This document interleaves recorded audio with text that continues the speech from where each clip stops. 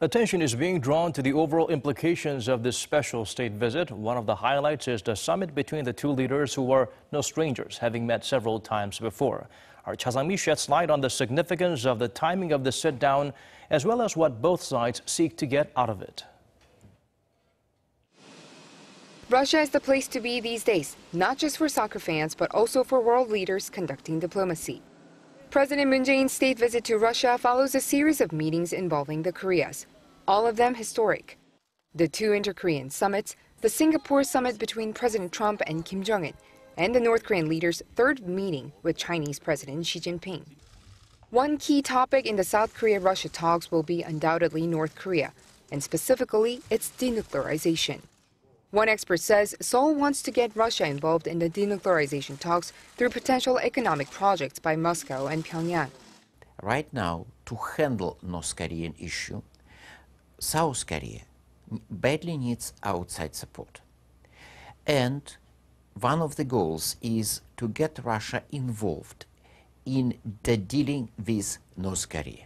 First of all, economic projects. I'm pretty sure there will be some discussions about railway and gas pipeline. These discussions will not yield any significant results. However, there are other areas which are of great importance and where progress can be made.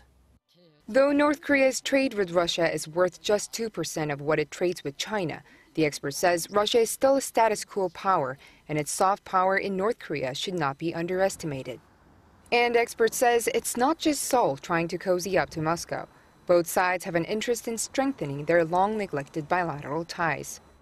In exchange for support and developments on the Korean peninsula, Russia wants to bring in South Korean investment.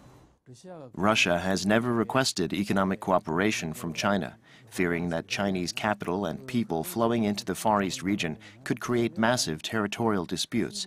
That's why Putin agreed to economic cooperation with Prime Minister Abe. But there could also be territorial issues with Japan in the northern regions, which is why South Korean investment is politically the most stable for Russia. Economic cooperation, experts say, will take a long time to bear fruit. But like the Koreans saying, starting is half the task. Cha Sang-mi, Arirang News.